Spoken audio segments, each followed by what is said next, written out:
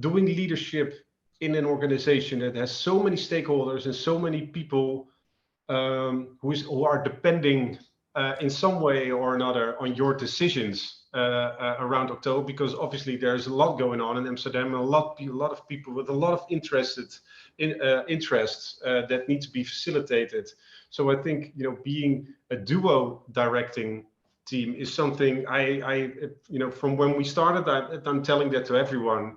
If you have a kind of complicated role with a lot of stakeholders, make sure you don't have one person who is directing it, because if you are together, you can make decisions way faster. You're listening to the Mission Makers Show, a podcast that inspires humans to get into the mindset of success.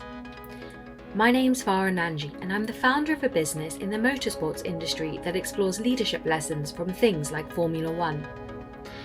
I'm also a DJ and music producer in the underground electronic scene, and a public speaker on key topics like resilience, building high-performance teams, overcoming learning difficulties, and stimulating creativity. And to tie it all together, I love writing thought-provoking content as a journalist for these industries which are so unique in themselves. On this show, I'm sitting down with some of the most inspiring and driven people I've met around the world to talk about their processes, their failures, the lessons they've learned, and how they are truly making an impact for this world.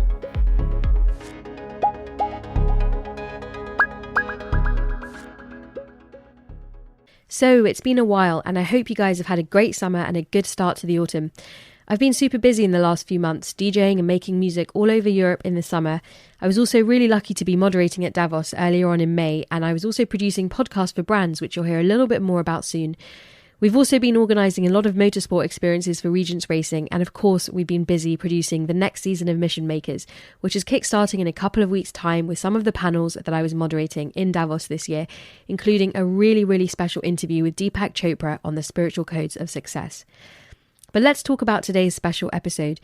It's the biggest electronic music gathering in the world for professionals and fans alike, and it is, of course, Amsterdam Dance Event, where in less than a week's time, 600,000 aficionados and artists will be taking over the Dutch capital for 5 days, and will be talking about important subjects like climate change and the music ecosystem, how artists can leverage Web3, operating in countries of conflict and beyond, as well as showcasing astonishing technology that really encapsulates the next frontiers of what the dance floor is going to expect, combining these types of technology with some of the world's best, from Carl Cox to Richie Hawtin. So I'm going to be on the ground in Amsterdam this year, catching those music industry insights for Mission Makers. And today I was lucky enough to catch up with the co-directors of the festival, Meindert and Jan, to talk about what to expect from this year's ADE.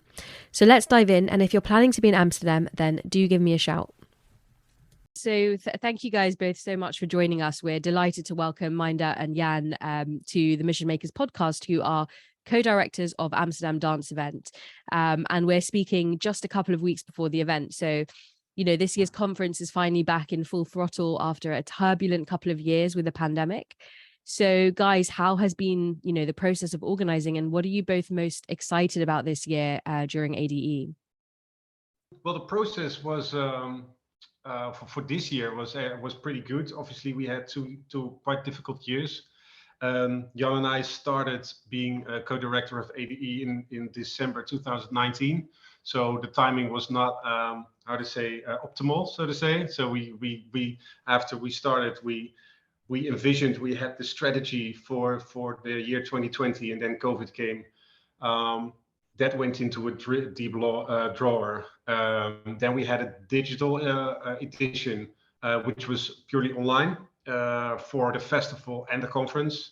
Then in 2021, we had a really weird situation because we had lockdowns and protests, especially geared around the entertainment industry here in Holland, because they were very vocal and very loud about all the restrictions, etc. And then after summer, there was this time window of maybe a month and a half, which resulted in 4 weeks before the actual event. The government said, okay, you can have events until 12 o'clock. So there was a curfew from 12 o'clock. And we thought, okay, this is how are we going to do this? But then the whole industry and all the local promoters were so resilient that everyone managed to to push back their whole schedule and all the time slots to daytime, which was really, really special because it ended up being a fantastic festival and everybody had this short time window where people could go crazy. And a few weeks after ADE, we got into a new lockdown. So that went on till, you tend to forget those things quite fast, but I think it was January, February that we finally got, the feeling, okay, this year is going to be better. And then we just went through with the strategy that we've made all the way back in the end of 2019, and started really pushing on it. And a lot of people, built a new team around it, and now we're here. So, and we're super excited, and we're super excited. Everybody is coming again, especially from abroad, which is very nice. Yeah, definitely. Anything to add to that, Jan? Well, normally I do this kind of introduction, so I'm really happy Meindert does it, and he does it quite well. So no, I'm happy. The thing is, if you are away for 2 years, at least for the industry, you're away for 2 years. It's always exciting times when you come back, and it's we are really happy to see everybody's coming back to ADE to be at this annual worldwide gathering for the electronic music. So and that's our aim, to be the biggest gathering for electronic music, and we did it this year again, and this year was more exciting than other years because you were continuing that momentum, and now we were away for 2 years, and what we see now is that everybody's coming back, and the whole, if I look at Instagram, and it's my bubble, I know, but a lot of people are posting where they're going, different parties, different networking moments, and I'm like, okay, this is it makes me so proud to be able to facilitate this momentum for all these people in this industry and for all these fans. This year we got about 600 events, and if all events sell out, we got about 600,000 people in the city of Amsterdam. And to be able to be the, let's say, the connector on the background is and the facilitator is a good feeling, right, Meindert? Absolutely. Absolutely. I mean, the music industry, we all know, is notoriously tough to navigate, and the quality of conversations and panels that have consistently been at ADE are, absolutely amazing. So, hats off to you guys in the team. And going deeper a bit into the purpose and the why behind ADE, how do you guys believe that the core values and vision of this mission has evolved over time? Well, it started back in 1997, right? Jan, or six or seven? Six. Okay. And it started as a small conference with the goal of selling local copyright to foreign buyers of that copyright. And then after a while, there was a club night, and there were more club nights, and even more club nights, and the conference grew bigger. And the thing is, you get this. How do you say vliegwiel? What's the word for that? I think a symbiosis. Yeah, a symbiosis of the industry coming to Amsterdam. So the parties will grow because artists need a stage to show themselves for the industry, and the more shows there are, the more industry there's coming. So it grew and it grew and it grew until where we are now, and that's also a reason why. Well, actually for 2020 already, but now it's coming to fruition in 2022 or 2022. Yeah, is that we really said, okay, so you have the high end of the pro people that are coming to Amsterdam, and you have people who are aiming to make their first steps in the industry, whether it is as an artist or as a professional or someone who's just interested, or maybe you're a gearhead, I don't know. So we decided to split up the conference for pros and lab, is what we call it now, which is like, for lab it's only 60 euros, and for pro it's 10 times that amount. But the idea behind it is to make sure that the people who buy a ticket for lab now will buy a ticket for pro, and not only for the sustainability of our ticket sales, but also as a industry to maintain itself and to make sure there's enough growth from grassroots. And not only on the conference, we also do that, or try to do that, and aim to do that for the festival. So, for instance, we have a small budget which we allocate to grassroots organizations who want to do something different. So we make sure there is enough growth and sustainability within not only the conference but also in the festival part. Which, you know, so we maintain this red circle in October in everyone's agenda for everything that has to do with electronic music. Interesting. And Meindert, you joined ADE just a few months, as you were saying, before the pandemic. And Jan, I believe you were quite heavily involved for 5 years as head of the festival before taking a short break and then returning as co-director in the helms of the pandemic in May. So what have you both learned about leadership and resiliency during these years? And would you say you have a particular style of leadership? Well, the thing is, it was kind of a coincidence, but because to be fair, you know, we were kind of speed dated together, and they said, okay, Meindert, you might be good in this, and Jan, you might be doing good in that, and then we kind of clicked. And I think that's something you can't maybe force, but it was also a coincidence. But I think doing leadership in an organization that has so many stakeholders and so many people who are depending in some way or another on your decisions around October, because obviously there's a lot going on in Amsterdam, and a lot of people with a lot of interests that need to be facilitated.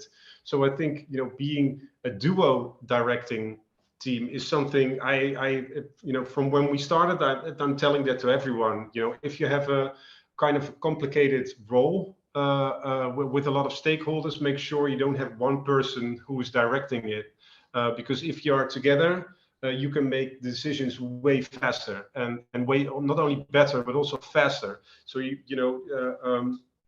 yeah, that's it. So you can move on to next issues and without, you know, dwelling too much on decisions.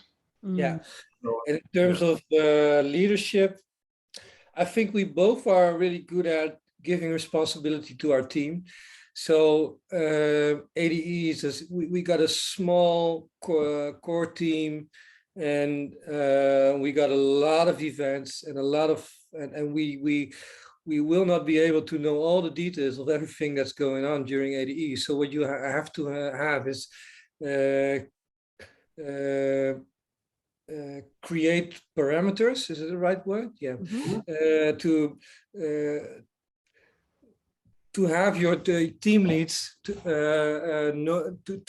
ask them, okay, how is your team doing? Are they fine? And you have to create a sort of feeling on which intuition on which, you know, things are going to be organized well or not, and for that you really have to give them some responsibility and ownership, and not do some micromanagement, because if you go micromanaging, then it won't work at all. So you have to have some confidence in the people you hire, and that's we had some good examples and we had some bad examples, and that's what we learned over the 2 years. And we kind of created this team which we have right now. And we just, before we were in this podcast, in this conversation, we had this conversation together, Meindert and I were like, okay, for now, this is a really good team, and we really got the right people on the right spot, and they are able to not only take ownership over their own team and their own department, but also talk to other departments and say, okay, this is not going well, that's not going well, without being, let's say, angry when somebody has something to say about what you're doing. So it's all quite constructive, and our biggest achievement is the team we created together. And how many people are in the team? Don't make it about yourself, especially because it's very tempting, you know, when there's so much going on, to think, okay, well, maybe that artist should play, but it's not. We don't. I mean, it's not. That's not our role. So whatever we feel, it doesn't really matter in that kind of sense. Really good. And how many people are in the team, if I may ask, the full team for ADE? I think we are now about, I don't know, 65 people or so. Amazing. All full-time 65 or some working just specifically during? No. So a lot of freelancers because we're only 10 full year.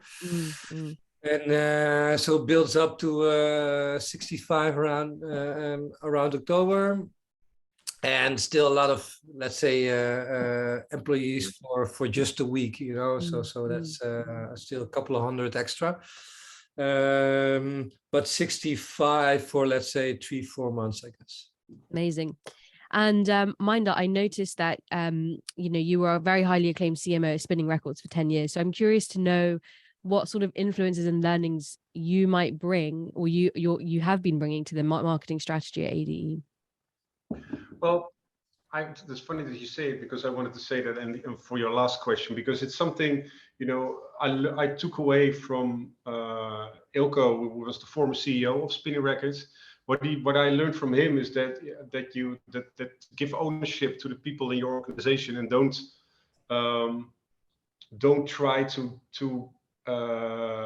know everything or be knowledgeable about every single aspect of the organization, and leave the expertise to specific people who are experts in their field, is something I really took away. And marketing wise, well, it's not really comparable. I mean, with Spinning, we did stuff every day, and every week there were releases, and now this is like one momentum a year, which is kind of strange, but also really nice, because you have a really smooth lead time towards one specific moment.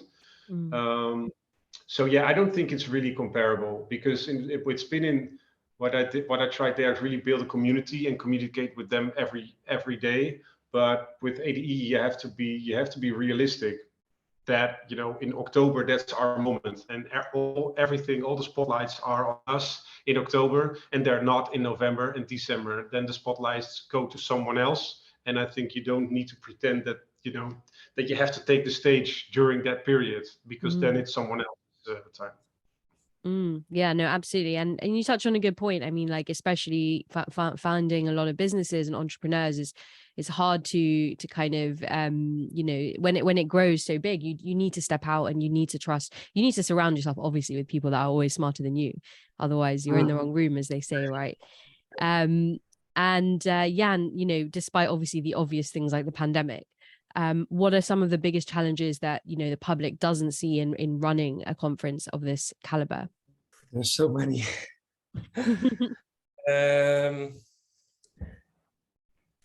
We're not just a conference, so we don't put a gate or around our own event. So the most important, we're a platform. So that means we got about 600 events during ADE, which are not organized by ADE, but coordinated and facilitated.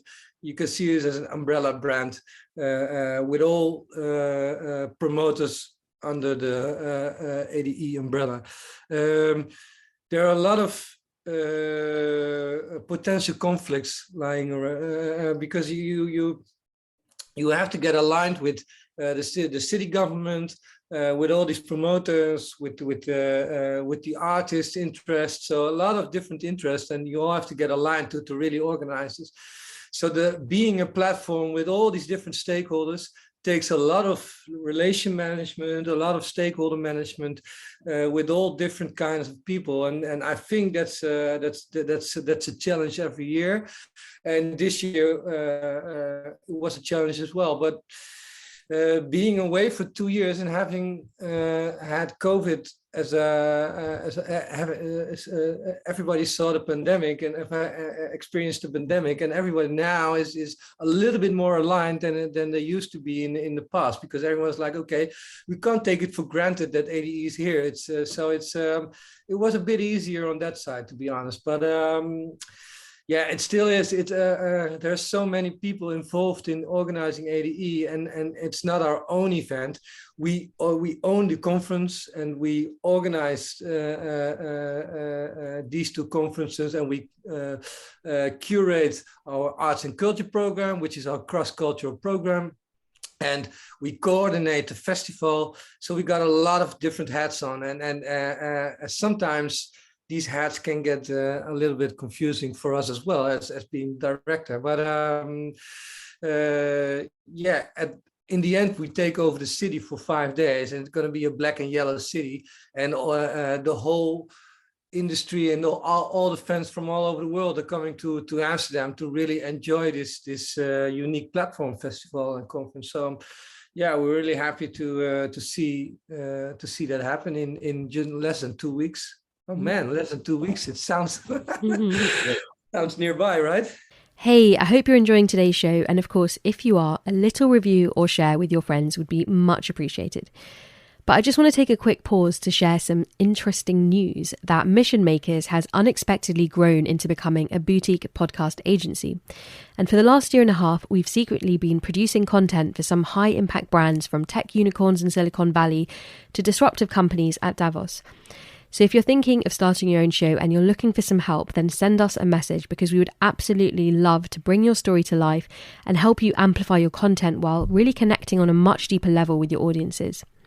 Now, let's get back to the show. The final countdown is definitely on. It seems like this year there's a lot of important focus on decentralization, Web3, gender equality, climate, even operating, dance music in the political arenas. So what do you guys think are some of the maybe either investment or just general obstacles in kind of unlocking their full potential? To give an answer on the rationale behind the programming is what we did this year is to think, okay, in the past it was all really business focused, the conferences, everybody was came along, it's really business, and of course there's now a lot of things happening in the world that cross over with everything that we do with electronic music. So we thought, okay, maybe what we did is we clustered the subjects, and it's not black or white, because everything is kind of fluid.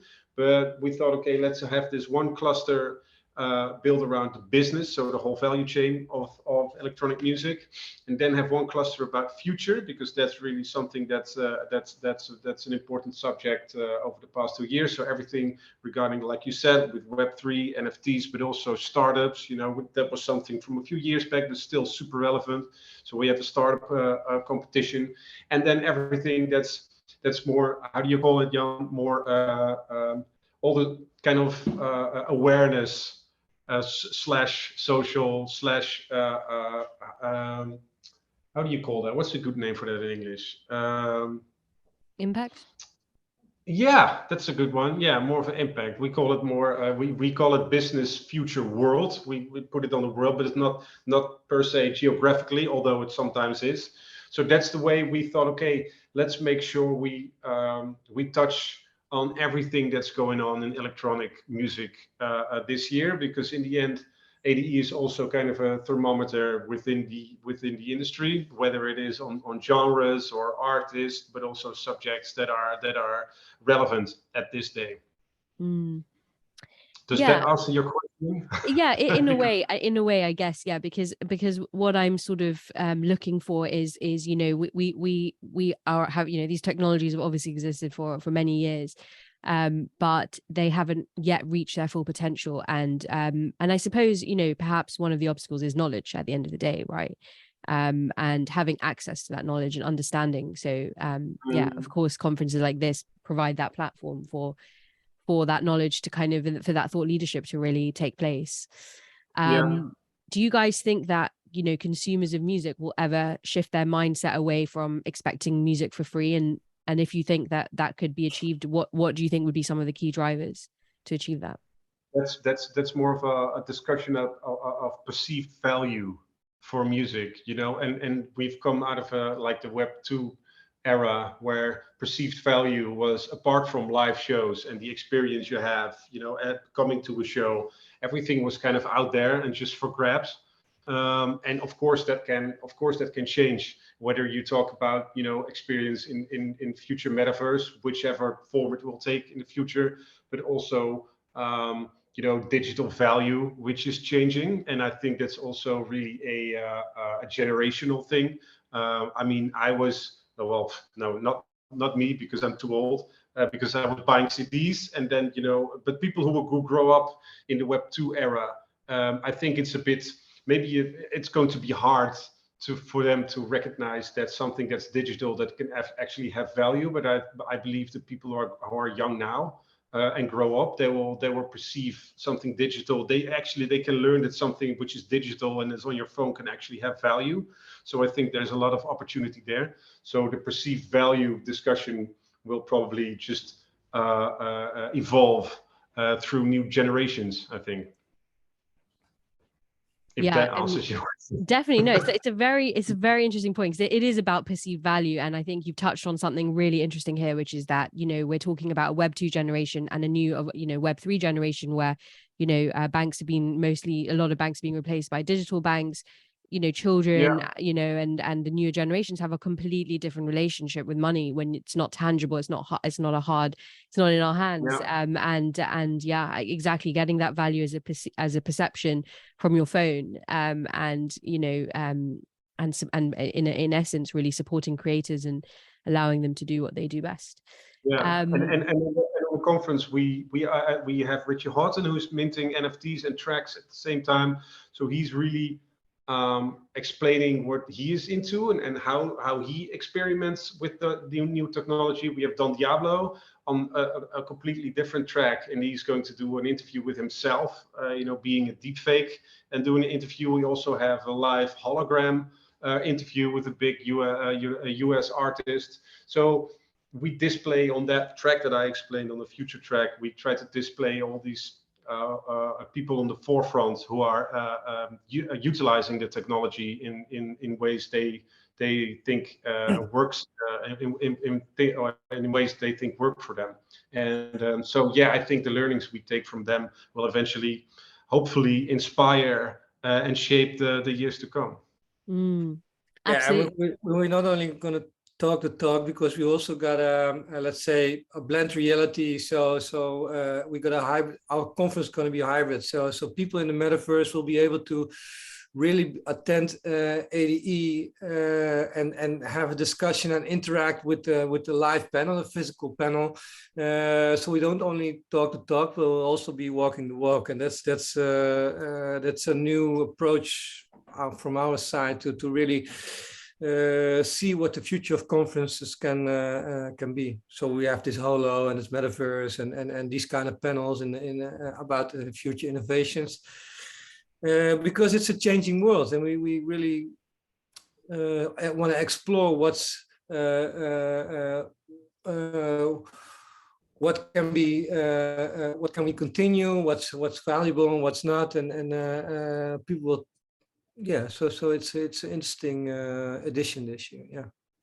Yeah, no, it's true. And like, of course, the pandemic forced, every conference organizer to go completely outside of their comfort zone and imagine this not only for the short term, but as you say, the long term play, because that is the new dimension that we are living in. As this podcast is also heavily into the topic of motorsport, there have been some awesome collaborations recently between F1 and Dutch artists such as Afrojack, Tiesto, Martin Garrix. And even although Charlotte de Witt is not Dutch, obviously the relationship between Belgium and the Netherlands is a very close one. So I'm not sure if you guys saw that, but it's very cool to see techno represented on the F1 stage. So I'm curious, about your thoughts on this and whether you're Max Verstappen fans. Well, I've been a Formula One fan for my whole life, but it's not only Max, of course. We've got Bijtske in the W Series as well. Oh, cool, nice. I think she won in Singapore.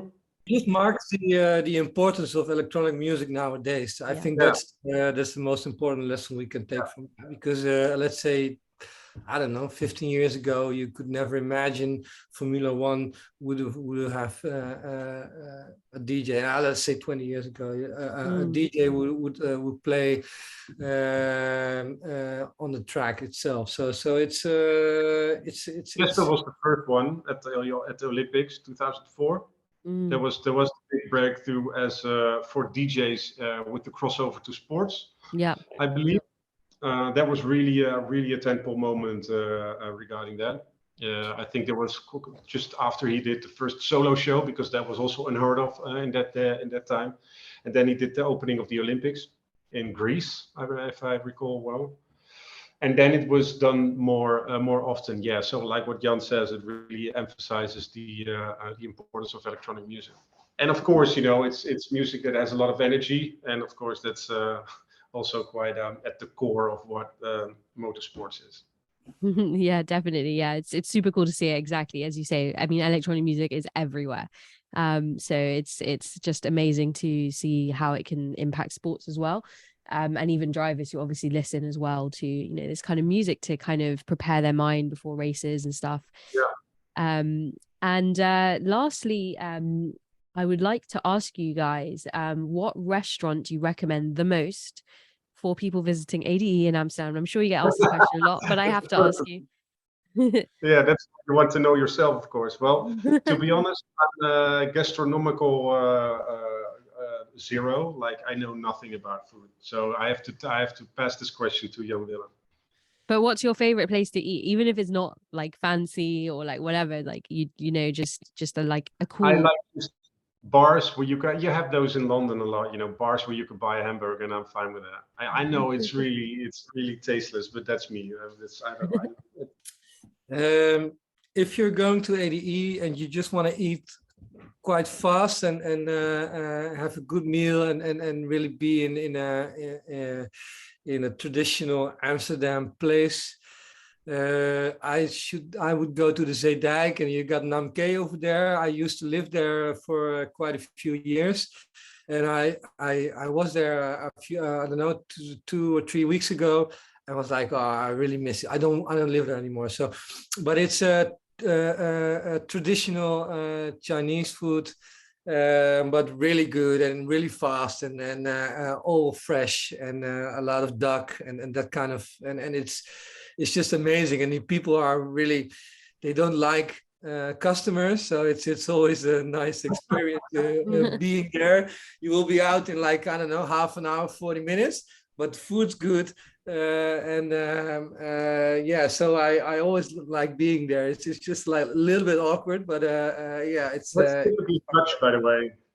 You know, because the Dutch people are not known for their kitchen, because we all cook at home, and we're you know, and yeah, to get it done and get over with, and then go on.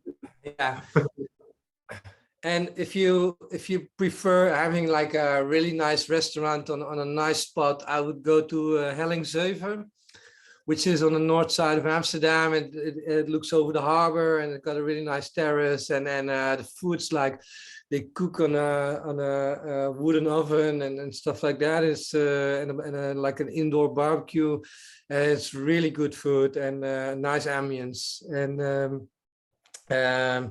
the guys who are owner of the restaurant are also owner of one of the bigger festivals during ADE, which is a digital festival, and they just have a really nice view on taste, on musical taste, but also on food taste. So yeah, interesting. Well, you guys touched on a valid point there, because we host a lot of watch parties for Formula One, and we always like to showcase the best of a culture when a race is on. And of course, one of the ways that we do that is through the cuisine. And whenever it's the Dutch Grand Prix, there are no like restaurants in London that are doing Dutch cuisine or anything, and we're kind of at a loss. So we go a bit more into like, I guess, the desserts, which I think you guys are pretty good at. But now it's interesting to know why, because the culture of that is basically what you said. So yeah, interesting. Yeah, well, look, that's also, ADE is also known for being a conference where you do a lot of business meetings after meeting. Yeah. And I don't know, maybe it resonates. Yeah, definitely. Well, look, guys, really appreciate your time, and super excited for this year and what's to come. And yeah, wishing you guys all the best with the growth of this festival and this conference, and for shining a light on such important topics in the music industry. So thank you both so much. All right. Thank you. Thank you. I hope you enjoyed this episode as much as we enjoyed having this conversation. If you want to grab a copy of today's show notes, then head over to missionmakers.com, where you'll also find notes from all of our previous episodes. And if you're interested in talking to me about future opportunities at Davos, producing podcasts, or coming down to some of our music and motorsports events, then you can reach out to me at missionmakers or at dj.n1nja on Instagram. Thank you as ever for listening, and until next time, keep it laser focused.